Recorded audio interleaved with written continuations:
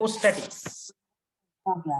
तो इलेक्ट्रोस्टैटिक्स के बाद में जो नेक्स्ट टॉपिक आता है which is most simple again like electrostatics, that is current electricity. Current electricity, तो करंट इलेक्ट्रिसिटी डिस्कस करने के लिए पहले एक्सप्लेन करो what is mean by current. Recording in progress. What is mean by current? Electric current मतलब क्या होता है?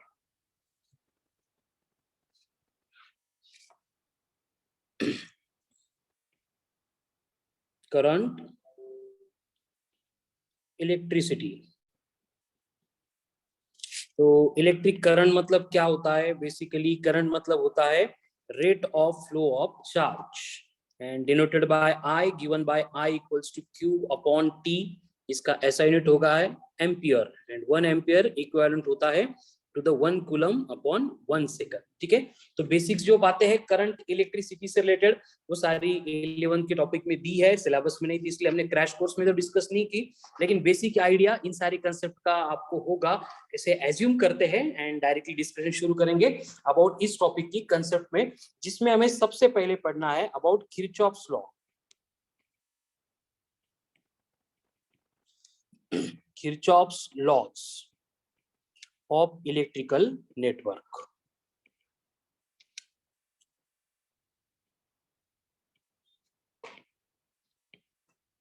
ठीक है, तो बेसिकली जो है किरचॉफ्स लॉ जो समझना है हमें आगे पढ़ना है, उससे पहले आपको कुछ बेसिक बातें लगेगी जो हम यूज करने वाले हैं, जैसे कि जंक्शन।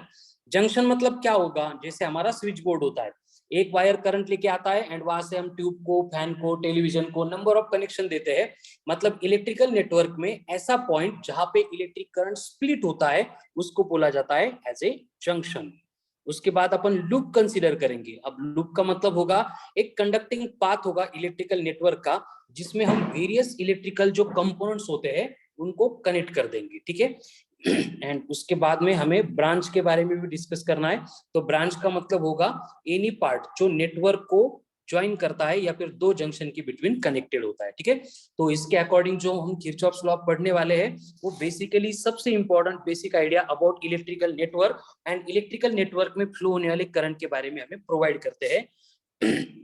तो हम किरचॉफ के यहाँ पे दो लॉ पढ़ने वाले हैं, जिसमें से फर्स्ट लॉ आता है किरचॉफ्स फर्स्ट लॉ, और इसी को अपन किरचॉफ का करंट लॉ ऐसे भी बोलते हैं। किरचॉफ फर्स्ट लॉ और किरचॉफ का करंट लॉ, और किरचॉफ्स करंट लॉ है इसलिए हम इसको केसीएल भी कंसीडर कर सकते हैं।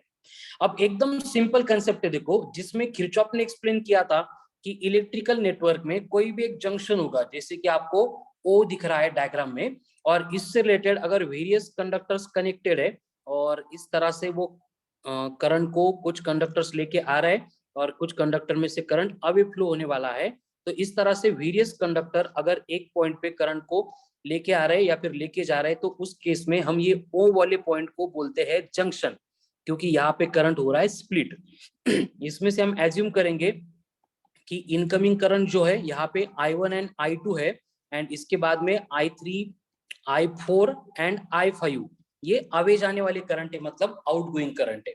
तो इस पर्टिकुलर लॉ में किरचॉफ एक्सप्लेन करता है कि at any junction of the electrical network incoming current is always equals to होता है आउटगोइंग करंट।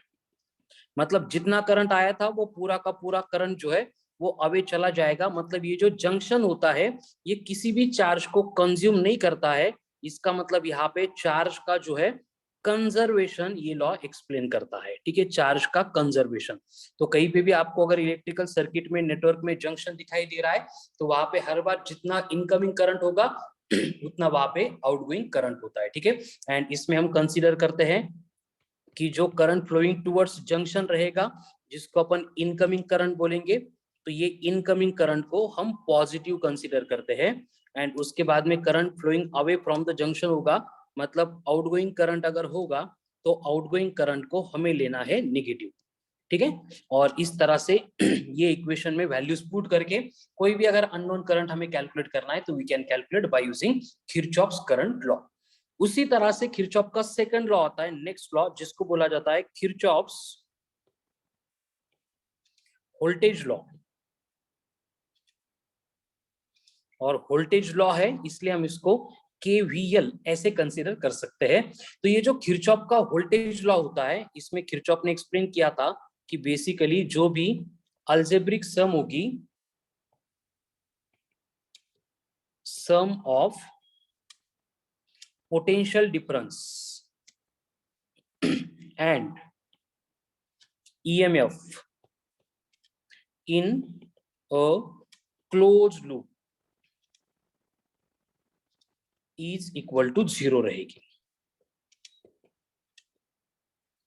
मतलब हमें इलेक्ट्रिकल नेटवर्क का कोई भी एक लूप या फिर नेटवर्क दिया गया है जिसको अपन क्लोज लूप बोल रहे हैं। क्लोज लूप मतलब उसका starting point and and point जो है वो सेम रहेगा। तो जैसे कि फॉर एग्जांपल यहाँ पे आपको बोला है कि एक नेटवर्क है, इसमें एक बैटरी कनेक्टेड है, जैसे कि ये E1 है। उसके बाद यहाँ पे एक कंपोनेंट है R1, यहाँ पे दूसरा कंपोनेंट है जिसका रेजिस्टेंस है R2, यहाँ पे बिटवीन एक ब्रांच भी जा रही है जिसको R3 एंड R4 ऐसे दो रेजिस्टेंस के साथ हमने कनेक्ट किया है।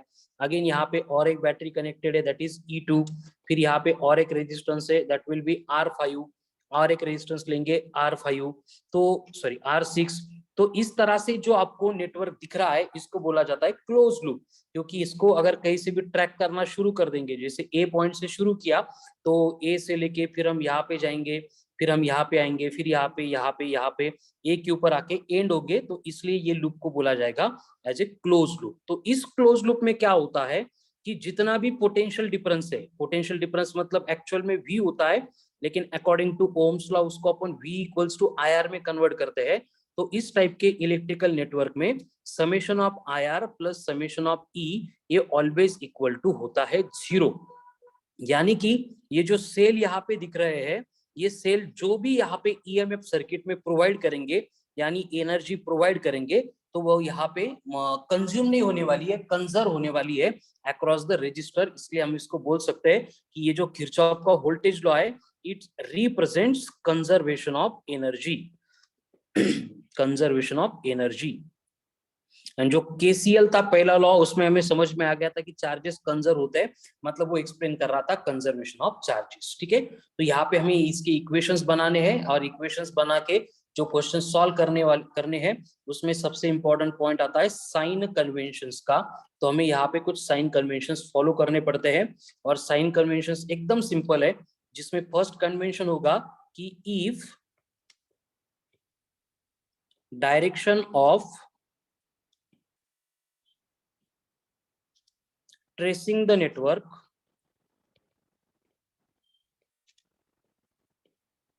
is same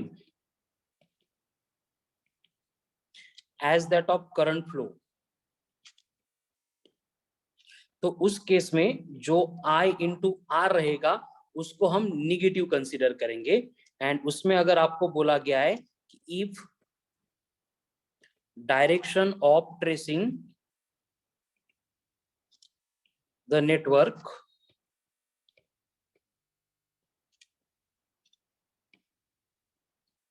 इज अपोजिट, तो उस केस में हमें opposite to that of current, IR जो है वो पॉजिटिव लेना पड़ेगा। ठीक है, मतलब देखो यहाँ पे एकदम सिंपल केस है, ये बैटरी का पॉजिटिव टर्मिनल है, ये बैटरी का निगेटिव टर्मिनल है। इस लूप को मैं ABCDEF ऐसे बोल देता हूँ। तो यहाँ पे हमें मालूम है कि बैटरी में से जो करंट फ्लो होता है, it always flows from positive terminal to negative terminal, यानी E1 से जो करंट निकलेगा I1, उसकी डायरेक्शन हम यहाँ पे रिप्रेजेंट कर सकते हैं। देन E2 से जो करंट निकलेगा I2, ये भी इस डायरेक्शन में आएगा, क्योंकि पॉजिटिव से अवे एंड नेगेटिव के टुवर्ड्स ही फ्लो होता है। तो यहाँ पे जो F वाला पॉइंट दिख रहा है, यहाँ पे आके दोनों करंट ऐड हो जाएंगे, मतलब ये जंक्शन की तरह वर्क करेगा। अगेन ये C भी जंक्शन की तरह वर्क करेगा, और यहाँ से I1 इधर जाएगा, I2 इधर जाएगा। तो इस तरह से हम डायरेक्शन ऑफ करंट कंसीडर कर सकते हैं। तो अगर देखो यहाँ पे बोला गया है कि हम नेटवर्क को ट्रेस कर रहे हैं A से लेके B की तरफ, तो अगर हम A से लेके B की तरफ जाएंगे तो हमारी डायरेक्शन A टू B है, लेकिन फ्लो होने वाला करंट तो B से लेके A पे आ रहा है, मतलब दोनों की डायरेक्शन अपोजिट है। इसलिए हमें क्या करना पड़ेगा, यहाँ पे साइन लेना पड़ेगा पॉजिटिव। उसके अगेंस्ट अगर हमें सर्किट ट्रेस करते टाइम A से लेके हम जा रहे हैं F की तरफ, मतलब A टू F जाते टाइम हमारी ट्रेसिंग की डायरेक्शन एंड करंट की डायरेक्शन सिमिलर है, इसलिए हम IR के लिए जो साइन लेंगे वो रहेगा नेगेटिव। ठीक है, तो ये साइन कन्वेंशन हमें IR के लिए फॉलो करना पड़ता है, एंड उसी की तरह अगर हम ट्रैवल करते time positive terminal to negative terminal जा रहे हैं, देन ईएमएफ जो है हमें निगेटिव लेना है। एंड अगर हम negative terminal to positive terminal जा रहे हैं तो हम ये ईएमएफ को पॉजिटिव लेंगे। यानी यहाँ पे देखो अगेन अगर हम ए से लेके बी की तरफ जा रहे हैं तो ए से लेके बी की तरफ जाते टाइम हम पॉजिटिव टू निगेटिव जा रहे हैं, इसलिए E1 के साथ जो साइन आएगा वो निगेटिव वाला रहेगा। उसी की तरह अपन डी से लेके ई तक अगर आ रहे हैं, यहाँ पे ये डी से लेके यहाँ तक आ रहे हैं, तो यहाँ पे बैटरी की केस में हम निगेटिव टू पॉजिटिव जा रहे हैं, इसलिए जो E2 रहेगा उसका साइन पॉजिटिव रहेगा। तो ये साइन कन्वेंशन फॉलो करके हम जो है बेसिकली केवीएल का जो नेटवर्क है उसको सिंप्लीफाई करते हैं एंड उसको सॉल्व करते हैं। ठीक है, तो बेसिकली यहाँ पे इससे रिलेटेड क्वेश्चन कंफर्म आते हैं, लेकिन एकदम सिंपल क्वेश्चंस आते हैं और उसको सिंप्लीफाई कैसे किया जाता है उसके लिए मैं एक एग्जांपल आपको देता हूँ कि जैसे फॉर एग्जांपल ऊपर का नेटवर्क फिर से रिड्रॉ करते हैं, जिसमें आपको बोला गया है कि जो है एक नेटवर्क है, क्लोज लूप है, जिसमें एक पहले बैटरी कनेक्टेड है और ये बैटरी का ईएमएफ है E1, ये पॉजिटिव टर्मिनल, ये निगेटिव टर्मिनल, यहाँ पे एक रेजिस्टेंस है R1, यहाँ पे दूसरा रेजिस्टेंस है R2, यहाँ पे और एक रेजिस्टेंस है R3, they are connected via a branch that is R4, and यहाँ पे आपको दूसरी और एक बैटरी दी है जिसका ईएमएफ है E2 and it is again connected to another resistance R5। तो इस पर्टिकुलर केस में आपको बोला जाता है कि फाइंड I1 एंड I2 दोनों में से फ्लो होने वाले करंट कितने होंगे, ये हमें फाइंड करना पड़ता है। ठीक है, तो अब यहाँ पे कंडीशन क्या है, ऊपर मैंने जैसे शो किया था वही प्रोसेस हर बार फॉलो होगी। बैटरी के टर्मिनल के ऊपर से हमें करंट की डायरेक्शन मिलेगी कि E1 का करंट जो है I1 वो इस डायरेक्शन में ट्रेवल करेगा यहाँ तक, देन E2 का करंट जो है इस डायरेक्शन में ट्रेवल करेगा I2 यहाँ तक। यहाँ पे आने के बाद दोनों ऐड होके ये बनेंगे I1 प्लस I2, इस जंक्शन पे फिर से सेपरेट होंगे तो ऊपर जाने वाला करंट जो है वो अगेन I1 रहेगा एंड इधर आके ये I2 अपने घर पे चला जाएगा। ठीक है, तो इस तरह से हमें करंट की डायरेक्शंस मिल गई। अब देखो ये नेटवर्क जो है इससे रिलेटेड हमें सिंप्लीफिकेशन करने के लिए हमें लगते हैं कुछ इक्वेशंस। अब ये इक्वेशन बनाने कैसे है, इसकी बस 3 स्टेप्स है, मैं स्टेप एक्सप्लेन भी करता हूँ साइमल्टेनियसली बोलता भी हूँ, तो ध्यान से सुनो। सबसे पहले हमें क्या करना पड़ता है कि जो नेटवर्क हमें दिया है उसको हमें एक नोमेनक्लेचर यूज करना पड़ता है। जैसे कि मैं इसको ABCDEF ऐसे बोल देता हूँ। ठीक है, तो यहाँ पे जो नेटवर्क हमने यूज किया है ABCDEF, ये ABCDE एंड F, तो ये नेटवर्क में हम जब भी KVL अप्लाई करने वाले हैं तो हमें क्या करना पड़ता है, एक लूप लेना पड़ता है। तो मैं कंडीशन कंसीडर करता हूं कि फर्स्ट केस में मैंने लूप लिया है ABCDEFA। अब देखो A से लेके A तक है, मतलब ये क्लोज लूप है, इस लूप के लिए मुझे अप्लाई करना है KVL। तो ये जो ABCDEF हमने लिया, इसका मतलब ये हुआ कि हम डिसाइड कर चुके हैं कि हमें A से लेके B पे जाना है, B से लेके C पे जाना है, C से D पे, D से E पे, E से F and F to A, मतलब ये डायरेक्शन ऑफ ट्रेसिंग हमारी फिक्स हो गई। जो हम साइन कन्वेंशन यूज करेंगे तब हमें ये हेल्प करने वाली है। तो एक बार लूप डिसाइड हो गया तो लूप का इक्वेशन यहाँ पे बनाने के लिए आपको स्टेप्स फॉलो करनी है, और उसमें जो है फर्स्ट स्टेप आती है कि हम जब सर्किट को ट्रेस कर रहे थे तो रास्ते में जो जो रेजिस्टेंस लगते हैं उनको हमें लिख देना है। मतलब यहाँ पे देखो पहला रेजिस्टेंस आ गया R1, यहाँ पे दूसरा रेजिस्टेंस R2, देन R5, उसके बाद में R3, इतने रेजिस्टेंस पाथ में लगते हैं तो मैं इनको 1 बाय 1 लिख दूंगा। R1, R2, R5, ये R1 है, ये R2 है, ये R5 है, उसके बाद में एक R3 एक है, एंड इसको हमें 0 से इक्वेट करना है। क्यों करना है, क्योंकि बेसिक इक्वेशन हमारा वही है, summation of IR plus summation of E equal to 0। बस इनके समेशन की वैल्यू हम यहाँ पे कैलकुलेट करने वाले हैं। तो फर्स्ट स्टेप में हमने क्या किया, जितने भी रेजिस्टेंस पाथ में आ रहे थे सबको ऐड करते गए। ठीक है, अब हमें करना क्या है कि ये हर एक रेजिस्टेंस में से फ्लो होने वाला जो करंट था उसके साथ में लिख देना है। देखो जैसे यहाँ पे R1 जो है इसमें से फ्लो होने वाला करंट I1 था, तो मैं R1 के बाजू में लिख दूंगा I1 को। देन R2 में से भी I1 फ्लो हो रहा है तो यहाँ पे मैं I1 लिख दूंगा, लेकिन ये R5 में से फ्लो होने वाला करंट I2 है तो मुझे यहाँ पे I2, एंड R3 में से I1, ऐसे करंट मुझे लिखने पड़ेंगे। ठीक है, तो ये सेकंड स्टेप हो गई।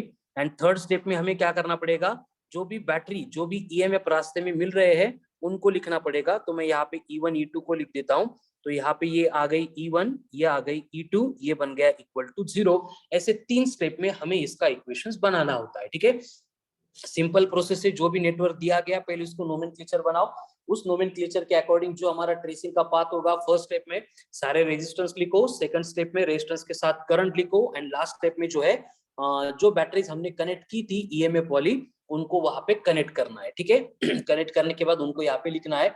और ये होने के बाद अब फाइनल स्टेप में हमें चाहिए साइन कन्वेंशन। तो साइन कन्वेंशन के लिए वही रूल, देखो हम जा रहे थे नेटवर्क में ए से लेके बी पे, ए से लेके बी, लेकिन करंट तो अपोजिट डायरेक्शन में आ रहा था, तो ये बनेगा प्लस। देन R2 के लिए भी सेम केस थी, तो ये बनेगा प्लस। लेकिन R5 I2 की केस में दोनों की डायरेक्शन सेम थी, that's why it will become negative. Then F2A जाते टाइम करंट नीचे आ रहा है, मतलब हमें ये जो है वो प्लस लेना पड़ेगा। E1 की केस में हम जा रहे हैं प्लस टू माइनस, अगर प्लस टू माइनस जाएंगे तो ये माइनस, एंड इधर माइनस टू प्लस आ रहे हैं, मतलब ये बनेगा प्लस। तो इस तरह से हमें केवीएल का ये फर्स्ट इक्वेशन मिल गया। अब ये फर्स्ट स्टेप हो गई। सेकंड स्टेप में क्या करना है कि डायग्राम में जो भी दिख रहा है, देखो एक तो अपन अभी डिस्कस किया, ऐसा पूरा लूप ले सकते हैं फर्स्ट, नहीं तो ये हाफ लूप ले सकते हैं सेकंड, नहीं तो ये हाफ लूप ले सकते हैं थर्ड। तो हमें हर बार क्या करना है, एक बड़ा वाला लूप लेना है जिसमें E1 E2 दोनों इंक्लूड होंगे, एंड दूसरा कोई भी छोटा वाला लेना है। ठीक है, मैं ऊपर का लेता हूँ ABCFA को, ABCFA, एंड इस ABCFA लूप में फिर से वही करना है। तो रेजिस्टेंस कौन से लगेंगे, देखो R1 है, R2 है, R4 है एंड R3 है। तो मैं इनको लिख दूंगा। पहले रेजिस्टेंस कौन से लगे, R1, R2, R3 and R4 equal to हमें चाहिए 0।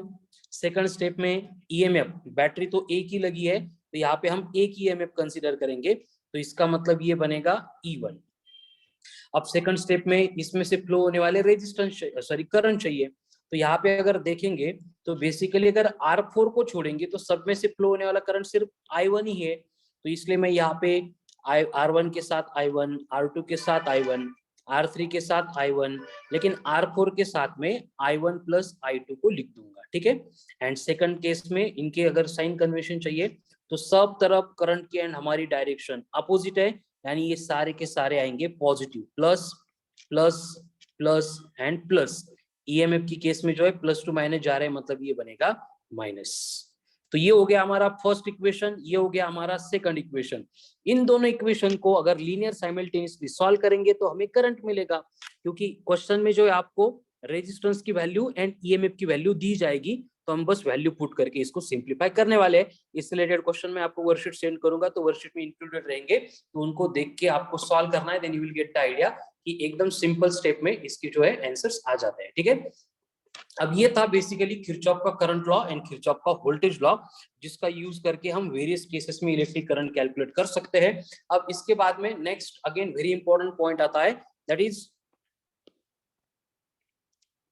व्हिटस्टोन्स नेटवर्क, या फिर उसको अपन व्हिटस्टोन्स ब्रिज नेटवर्क ऐसे भी बोलते हैं, या फिर सिंपली व्हिटस्टोन्स ब्रिज।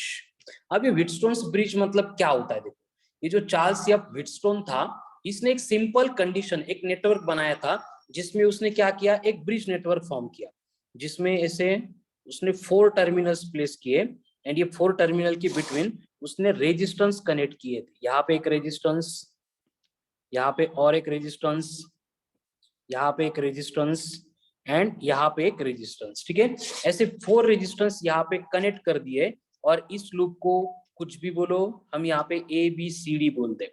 तो ब्रिज के फॉर्म में ये रेजिस्टेंसेस कनेक्टेड है, इसलिए इसको बोला गया था ब्रिज नेटवर्क। इसमें उसने क्या किया, ये R1, ये R2, ये R3 एंड ये R4, ऐसे 4 रेजिस्टेंस कनेक्ट कर दिए, एंड उसके बाद में जो है A एंड C इस टर्मिनल को कनेक्ट कर दिया अक्रॉस बैटरी, जिसमें से करंट फ्लो होगा प्लग की सर्किट को चालू बंद करने के लिए, ये प्लस माइनस, एंड जो दूसरे B एंड D टर्मिनल थे इसके बिटवीन कनेक्ट कर दिया गैलोनोमीटर। अब गैलोनोमीटर मतलब हमें मालूम है कि it's a device used to detect the current, current आहे कि नहीं, बस इतना डिटेक्ट करने के लिए हम उसको यूज करते हैं। ठीक है, तो बेसिकली हम यहाँ पे 4 रेजिस्टेंस कनेक्ट करके ये नेटवर्क सर्किट बना चुके हैं। अब इसमें कंडीशन क्या होती है, व्हीटस्टोन ने बोला था कि अगर ये नेटवर्क बैलेंस्ड हो गया, अगर ये नेटवर्क बैलेंस्ड हो गया, तो बैलेंस्ड होगा इसका मतलब क्या होगा, इसका मतलब होगा कि जो गैलोनोमीटर है वो शो करेगा कि यहाँ से कोई करंट फ्लो ही नहीं हो रहा है, मतलब IG बनेगा 0। एंड अगर ये IG 0 बन गया, मतलब कोई करंट अगर फ्लो ही नहीं हो रहा है, तो इसका मतलब ये होगा कि potential at B and potential at D same हो जाएगा। And potential at B and potential at D अगर सेम है, तो B एंड D के बिटवीन का पोटेंशियल डिफरेंस 0 बनेगा। एंड अगर बी एंड डी के बिटवीन का पोटेंशियल डिफरेंस 0 बन गया, तो इस ब्रांच में से कोई भी करंट फ्लो नहीं होगा।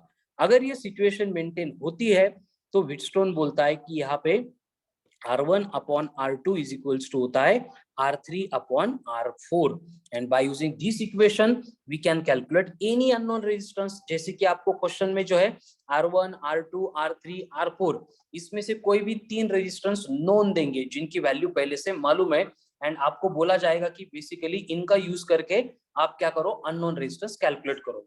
लेकिन कंडीशन क्या है, नेटवर्क मस्ट बी बैलेंस्ड, तभी ये एप्लीकेबल है। ठीक है, अभी इसको ही मॉडिफाई करके हम नेक्स्ट पॉइंट लेके आते हैं जिसको एप्लीकेशन ऑफ व्हीटस्टोन्स ब्रिज बोला जाता है, एंड सिंपल वर्ड्स में हम कंसीडर करेंगे एज ए मीटर ब्रिज।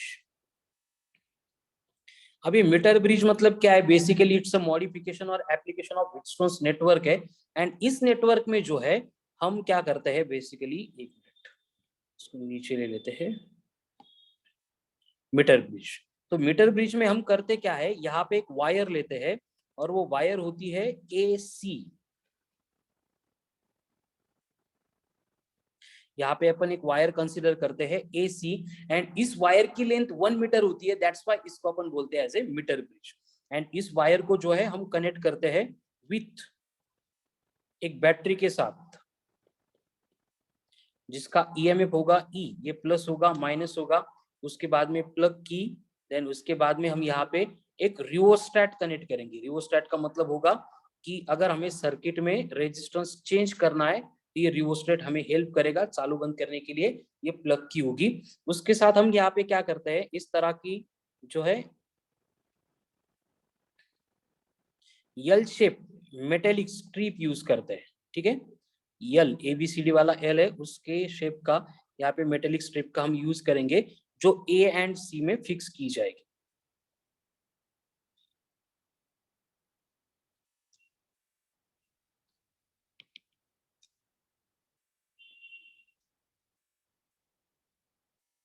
इस तरह की 2 मेटेलिक स्ट्रिप, एंड इनके बिटवीन और एक मेटेलिक स्ट्रिप हम फिक्स करेंगे, जिसको अपन यहाँ पे ABC यूज किया है पहले, तो उसको अपन C1, C2 एंड C3 ऐसे कंसिडर करते हैं। और यहाँ पे जो पॉइंट रहेगा ये C3 में, उसको अपन बोलेंगे B।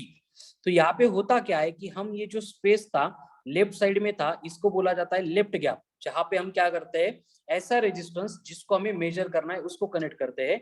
यहाँ पे राइट में स्पेस दिख रहा है तो ये बनेगा राइट गैप। यहाँ पे जो रेजिस्टेंस हमें मालूम है उसको कनेक्ट करते हैं, that is known resistance from resistance box.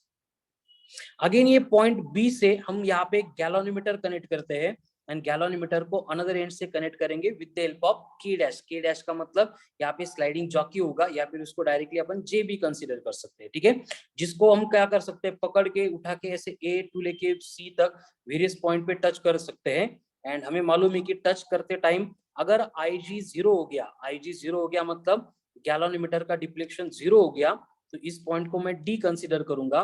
तो इसका मतलब यहाँ पे potential at B and potential at D same हो गया, यानी कि इन दोनों के बिटवीन का पोटेंशियल डिफरेंस हो गया 0। तो ये अगर पोटेंशियल डिफरेंस 0 हो गया, तो इसका मतलब जो नेटवर्क ब्रिज नेटवर्क हमने देखा था वो हो गया बैलेंस्ड नेटवर्क। अगर नेटवर्क बैलेंस्ड है तो यहाँ पे R1 अपॉन R2 बनता है R3 अपॉन R4। अब हम क्या करेंगे, देखो ये जो AC वाली वायर दिख रही है, इसके नीचे यहाँ पे पैरेलल में एक स्केल प्लेस करेंगे, मीटर स्केल। मीटर स्केल मतलब जिसकी लेंथ 1 मीटर की होगी, और इस पे इस तरह की मेजरमेंट के लिए मार्किंग की जाएगी। तो ये मार्किंग का यूज करके जो है हम ये जो नल पॉइंट हमें D मिला है इसकी लेंथ मेजर कर सकते हैं। जैसे एक एंड से लेंथ मेजर करेंगे ये LX मिल रही है, दूसरे एंड से मेजर करेंगे तो ये हमें LR मिल रही है। ठीक है, तो ये लेंथ अगर अपन मेजर करेंगे तो यहाँ पे क्या होगा, देखो इस तरह के नेटवर्क में जो R1 था ऊपर, it is replaced by X रहेगा, जो R2 था it is replaced by R रहेगा, जो R3 था वो बनेगा सिग्मा इंटू LX, एंड जो R4 था वो बनेगा सिग्मा इंटू LR। यहाँ पे सिग्मा का मतलब सरफेस चार्ज डेंसिटी नहीं लेना है, सिग्मा का मतलब लेना है resistance per unit length, resistance per unit length. And अगर नेटवर्क बैलेंस है तो इस सबको हम इस इक्वेशन में अगर पुट करेंगे तो यहाँ पे हमें मालूम है इक्वेशन मिलेगा, R1 मतलब R है, R2 मतलब X है, R3 मतलब सिग्मा इंटू LX है, R4 मतलब सिग्मा इंटू LR है। तो सिग्मा सिग्मा अगर कैंसिल कर दिया तो अननोन रेजिस्टेंस जो है, सॉरी यहाँ पे X बाय R लेना पड़ेगा, X बाय R। तो यहाँ पे X इक्वल्स टू हम कैलकुलेट कर सकते हैं by using R in bracket LX upon LR, क्योंकि लेंथ तो हमने मेजर की थी LX बाय LR, एक नॉन रेजिस्टेंस हमें पहले से मालूम था। या फिर अगर हम वहां पे LX plus LR equals to 100 ये कंडीशन अगर पुट कर देंगे तो X कैलकुलेट करने के लिए हमें एक्सप्रेशन मिलेगा R in bracket LX upon 100 minus LX। बस यहाँ से मैंने LR को 100 माइनस LX से रिप्लेस किया है। तो by using this equation we can calculate the unknown resistance by using metre bridge. तो इस तरह से ये मीटर ब्रिज का यूज करके हम अननोन रेजिस्टेंस कैलकुलेट कर सकते हैं। और उसके बाद में सबसे इंपॉर्टेंट पॉइंट हमें यहाँ पे शुरू करना है डिस्कशन के लिए, दैट इज पोटेंशियोमीटर।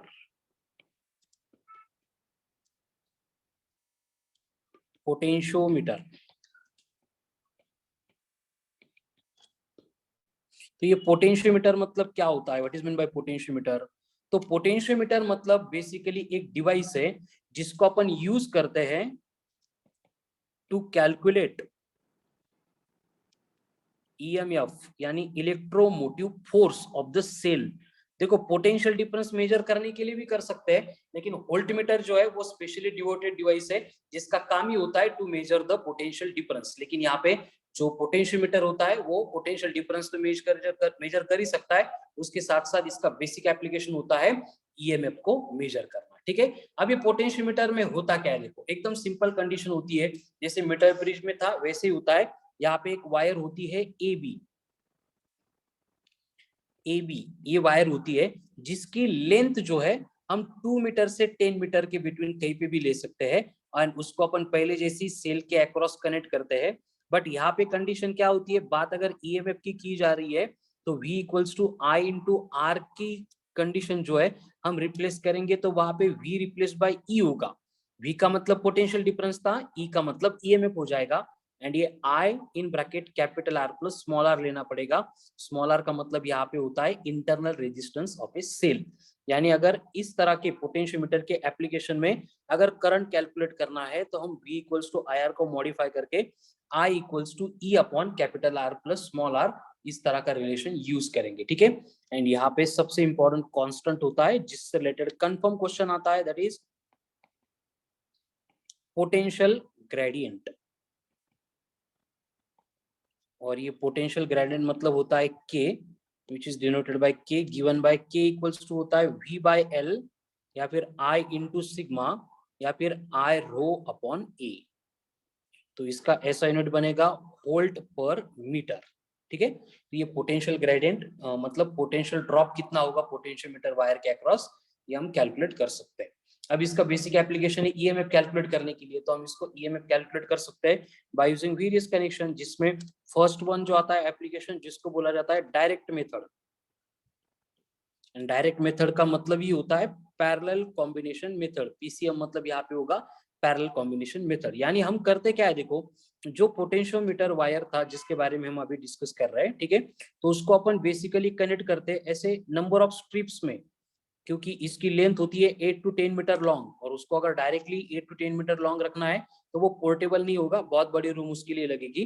तो हम उसको एक एक मीटर ऐसे बेंड करके उसकी स्ट्रिप के फॉर्म में यूज करते हैं, जिसको अपन फर्दर कनेक्ट करेंगे विद द, फिर से वही पार्ट, बैटरी होगी जिसका EMF होगा E, देन यहाँ पे प्लग की आएगी K, and at the end जो है यहाँ पे रिओस्टेट भी लगेगा जिसका यूज करके हम रेजिस्टेंस को वेरी कर सकते हैं। तो अगर हम फर्स्ट मेथड में इसको यूज कर रहे हैं तो हम सेल को कनेक्ट करते हैं एक दूसरे के पैरेलल में, तो ये इस तरह के दो सेल्स है, प्लस माइनस, इसका ईएमएफ E1, इसका ईएमएफ E2 एंड इनका another and connected to the galvanometer है, जिसको फिर से अपन स्लाइडिंग जॉकी से कनेक्ट करेंगे नल पॉइंट फाइंड करने के लिए। तो यहाँ पे होता क्या है, देखो फिर से कि एक यहाँ पे हम रास्ते में दो की को प्लेस करते हैं, एक K1 एंड दूसरी K2। तो जब ये सर्किट यहाँ से की को क्लोज करके शुरू होगा, तब यहाँ पे करंट फ्लो होगा। करंट फ्लो होने के बाद हम K1 या K2 दोनों में से एक की को क्लोज करेंगे, और उसके बाद में हमें गैल्वेनोमीटर की जो जॉकी है वो नल पॉइंट यहाँ पे मतलब हमें मिलेगा। तो उस नल पॉइंट का यूज करके हम लेंथ मेजर करेंगे और उसको बोला जाएगा बैलेंसिंग लेंथ। तो यहाँ पे अगर बैलेंसिंग लेंथ हमने कैलकुलेट की है, जहाँ पे गैल्वेनोमीटर ने जीरो डिफ्लेक्शन जीरो शो किया था, वो अगर L1 है, तो उस केस में हम लिख सकते हैं कि जो पोटेंशियल या फिर ईएमएफ होता है ये प्रोपोर्शनल टू L1 होता है, यानी कि E1 इज इक्वल्स टू बनेगा I into sigma into L1, क्योंकि प्रोपोर्शनलिटी को रिप्लेस करने के लिए हमने यहाँ पे K वाला कांस्टेंट यूज किया था। वही एक्सपेरिमेंट रिपीट करेंगे। सेकंड केस में अगर हमें बैलेंसिंग लेंथ चाहिए, तो बस वहां पे हम K1 को क्लोज करके K1 को ओपन करके K2 को क्लोज करेंगे, तो ये बैलेंसिंग लेंथ L2 मिलेगी। तो ये बनेगा E2 equals to I sigma L2। इन दोनों को अगर डिवाइड करेंगे तो उस केस में E1 अपॉन E2 के लिए हमें एक्सप्रेशन मिलेगा, that will be L1 upon L2। तो इसमें से वैल्यू पुट करके L1 L2 दी जाएगी, E1 या E2 दोनों में से एक हमें नोन होगा, हम अननोन ईएमएफ जो है उसको कैलकुलेट कर सकते हैं। तो ये थी डायरेक्ट मेथड। इसके साथ दूसरी मेथड आती है जिसको अपन बोलते हैं sum and difference method. Sum and difference method, या फिर जिसको अपन सीरीज कॉम्बिनेशन मेथड ऐसे भी बोलते हैं, SCM series combination method.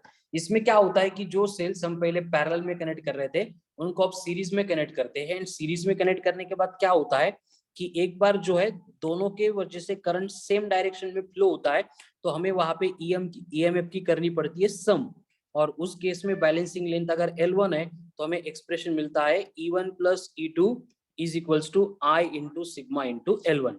And अगर हम इस कॉम्बिनेशन को अगर इस तरह से कनेक्ट करेंगे कि दोनों करंट अपोजिट डायरेक्शन में फ्लो हो रहा है, तो हमें ईएमएफ का लेना पड़ेगा डिफरेंस। तो यहाँ पे E1 माइनस E2, एंड अगर बैलेंसिंग लेंथ L2 है तो ये बनती है प्रोपोर्शनल टू L2, यानी कि E1 माइनस E2 बनेगा प्रोपोर्शनल टू L2 था, इसलिए I सिग्मा L2। फिर से वही दोनों को अगर डिवाइड करेंगे तो रिलेशन होता है E1 upon E2 equals to I sigma cancel होंगे, E1 plus E2 upon E1 minus E2।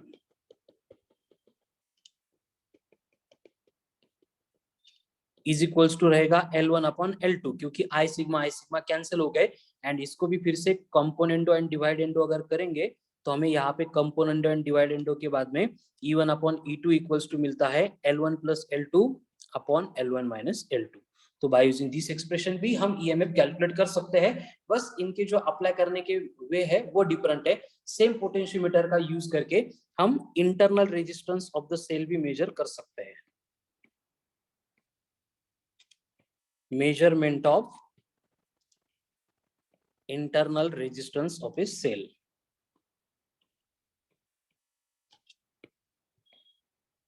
तो internal resistance of cell measure करने के लिए हम यहाँ पे small r is equals to capital R in bracket L1 minus L2 upon L2 ये वाला एक्सप्रेशन यूज करते हैं। अगेन L1 एंड L2 का मतलब वही बैलेंसिंग लेंथ, जैसे पहले फाइंड किया था उसी तरह से हम उसको फाइंड करते हैं, ठीक है। सो ये हो गया ऑल अबाउट पोटेंशियोमीटर। पोटेंशियोमीटर के ऊपर कंफर्म क्वेश्चन आता ही है, तो उसको एकदम ध्यान से प्रिपेयर करेंगे। अब पोटेंशियोमीटर के बाद में नेक्स्ट डिवाइस आता है, दैट इज गैल्वेनोमीटर। अब ये गैल्वेनोमीटर मतलब क्या होता है, तो गैल्वेनोमीटर मतलब होता है एक डिवाइस है जिसका यूज होता है करंट को डिटेक्ट करना। करंट को वो मेजर नहीं कर पाता है क्योंकि करंट बहुत स्मॉल है, तभी वो वर्क करता है, इसलिए हम बोलते हैं कि वो सिर्फ क्या करेगा, करंट को डिटेक्ट करेगा, ठीक है, गैल्वेनोमीटर।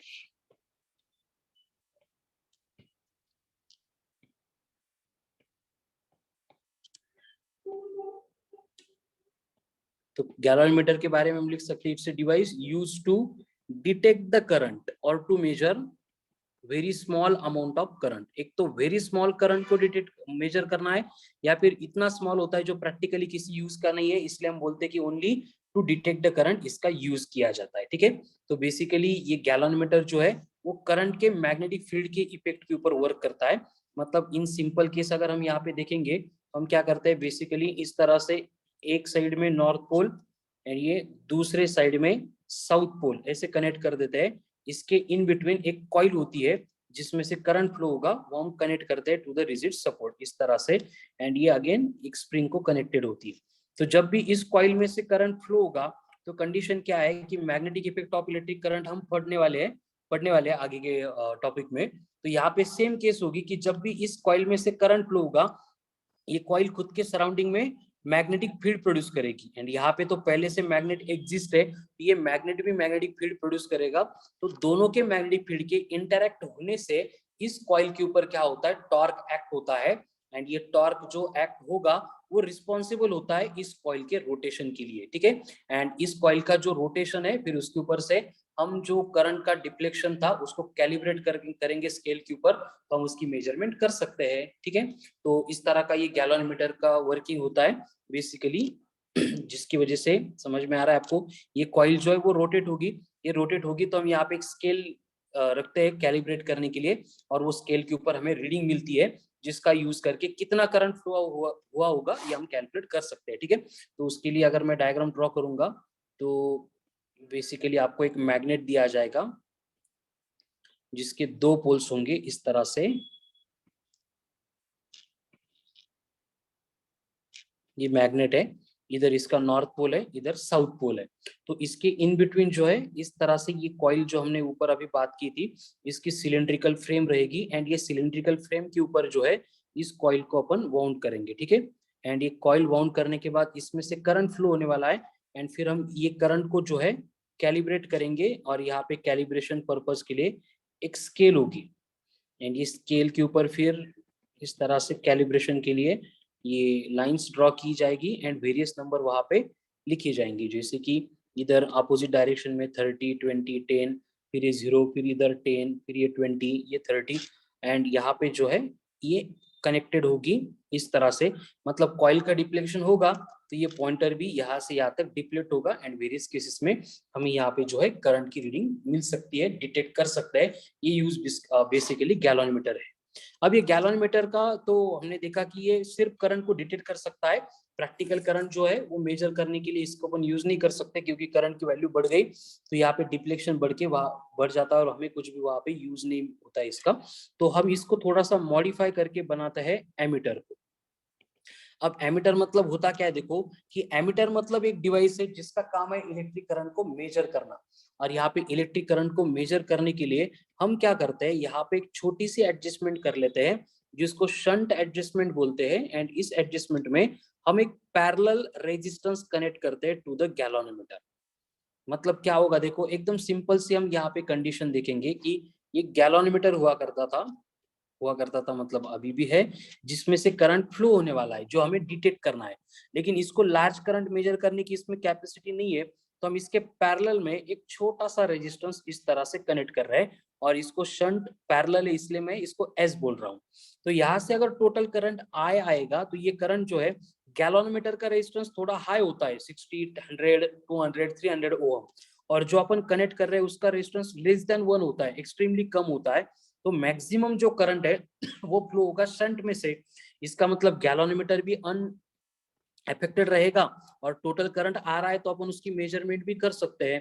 तो ये बेसिकली एडजस्टमेंट होती है गैलोमीटर को एमीटर बनाने के लिए। ठीक है, तो जब भी इस तरह का एमीटर हम बनाते हैं तो यहाँ पे galvanometer and shunt are connected in parallel with each other, तो उस केस में हम लिख सकते हैं कि दोनों के अक्रॉस पोटेंशियल यानी आईआर जो है वो सेम रहेगा, तो उसके अकॉर्डिंग हमें इक्वेशन मिलता है IG into G equal to IS into S. तो इसके ऊपर से जो है हम वेरियस कंडीशन में फॉर्मूला डिराइव कर सकते हैं, जैसे कि हमें अगर शंट चाहिए, शंट की वैल्यू अगर कैलकुलेट करनी है तो उसके लिए हमें एक्सप्रेशन मिलेगा IG upon I minus IG into capital G। ये ऊपर की इक्वेशन से हम इनको डिराइव कर रहे हैं। अगर हमें करंट थ्रू शंट रेजिस्टेंस चाहिए दैट इज IS चाहिए, तो IS की वैल्यू बनेगी, यहाँ पे सेम इक्वेशन को अगर मॉडिफाई करेंगे तो आई एस इक्वल्स टू मिलेगा आई जी upon I minus I g, एक minute, I s equals to बनेगा I g divided by s into capital जी। मतलब इसके ऊपर से हम वेरियस ऐसे आई एस के लिए चाहिए या फिर आई जी के लिए चाहिए, तो ये I S upon G into S, इसे वेरियस फॉर्म में यहाँ पे फॉर्मूले मतलब डिराइव कर सकते हैं एज पर कंडीशन, जो भी हमें कैलकुलेट करने के लिए पूछा जा रहा है उसके अकॉर्डिंग। और हर एक एमीटर में जो है एक कंडीशन मेंटेन की जाती है जो होती है I equals to n times of I g. इसका मतलब क्या होता है, देखो ये n इक्वल्स टू होता है I अपॉन आई जी। मतलब ये n जो है ये कितना करंट शंट में से फ्लो होगा, कितना करंट गैलोमीटर में से फ्लो होगा, इसका रिलेशन यहाँ पे एक्सप्लेन करके देता है। मतलब ये n के वैल्यू के ऊपर डिपेंड करेगा कि गिवन जो गैलोमीटर था वो एमीटर को कन्वर्ट करने के बाद कितना करंट मेजर कर सकता है। And in terms of n अगर हमें शंट रेजिस्टेंस कैलकुलेट करना है तो उसके लिए s equals to G upon n-1, ये वाला एक्सप्रेशन हम यूज कर सकते हैं। ठीक है, तो शंट रेजिस्टेंस के दोनों भी फॉर्मूले related to ammeter extremely important है। ठीक है, अब ये एमीटर की तरह हम क्या कर सकते हैं, वोल्टमीटर भी बना सकते हैं। सेम केस है, मूविंग कॉइल गैलोमीटर है, उसको अगर हमें वोल्टमीटर बनाना है तो पहले वोल्टमीटर का मतलब होगा device which is used to measure potential difference, है ना, बिटवीन टू पॉइंट्स, दो पॉइंट के बिटवीन अगर पोटेंशियल डिफरेंस मेजर करना है हम वहां पे वोल्टमीटर यूज करते हैं। और वोल्टमीटर की एडजस्टमेंट में क्या करना पड़ेगा हमें, जो गैलोमीटर था उसके सीरीज में एकदम वेरी हाई रेजिस्टेंस कनेक्ट करना पड़ेगा जिसको अपन आरएस बोल रहे हैं। ठीक है, इस तरह की एडजस्टमेंट अगर कर दी, मतलब है गैलोमीटर बस उसके सीरीज में और एक रेजिस्टेंस कनेक्ट कर दिया तो ये बन गया वोल्टमीटर। अब हमें मालूम है कि यहाँ पे सीरीज कॉम्बिनेशन है तो पोटेंशियल डिफरेंस डिवाइड होगा, इसलिए यहाँ पे एक्सप्रेशन बनता है V equals to I G into capital G plus I G into R S. यहाँ पे फ्लो होने वाला करंट जो है मैं उसको आई जी बोलता हूँ, तो यहाँ पे इसके अक्रॉस का पोटेंशियल डिफरेंस मतलब आई जी इंटू जी, एंड इसके अक्रॉस का पोटेंशियल डिफरेंस मतलब आई जी इंटू आर एस, क्योंकि करंट तो दोनों में से फ्लो होने वाला सेम ही रहेगा। एंड इसको अगर मॉडिफाई करेंगे तो हम यहाँ पे पोटेंशियल जो है वो कैलकुलेट कर सकते हैं by using V equals to, ये आई जी यहाँ पे ब्रैकेट में कॉमन लेंगे तो एस आर एस प्लस जी।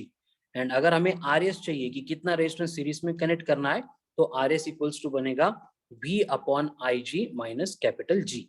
मतलब आपको बोला जाता है कि गैलोमीटर को अगर वोल्टमीटर में कन्वर्ट करना है तो कितना रेजिस्टेंस कनेक्ट करना पड़ेगा, तो उसके लिए ये एक्सप्रेशन हम यूज कर सकते हैं। सेम डेटा अगर आपको इन टर्म्स ऑफ एन दिया है, वेयर n का मतलब वही है I equals to n terms of I g था, उसी तरह से V equals to n times of v g रहेगा। मतलब जब वो गैलोमीटर था तब कितना पोटेंशियल डिफरेंस मेजर कर रहा था उसके टर्म में अगर डेटा दिया जा रहा है तो ये आर एस बनेगा G इन ब्रैकेट n-1। तो इस तरह से हम सेम गैलोमीटर को मॉडिफाई करके करंट मेजर करने के लिए as well as potential difference measure करने के लिए भी यूज कर सकते हैं। ठीक है, तो हमारा जो करंट इलेक्ट्रिसिटी है बस इतना ही सिलेबस है उसका, एकदम सिंपल स्ट्रेट फॉरवर्ड टॉपिक है। जितने फॉर्मूले जितनी प्रोसेस यहाँ पे एक्सप्लेन की है पहले उसको ध्यान से लिख लो, प्रिपेयर कर लो, उसके बाद टेक्स्ट बुक में से एक बार सारा टॉपिक जो है उसको रीड करो, देन जो क्वेश्चंस जो वर्कशीट में सेंड करूंगा अभी उसमें सारे क्वेश्चंस अगेन विद सॉल्यूशन रहेंगे। So go for it and again test will be there as usual. जो आप देते नहीं हो लेकिन टेस्ट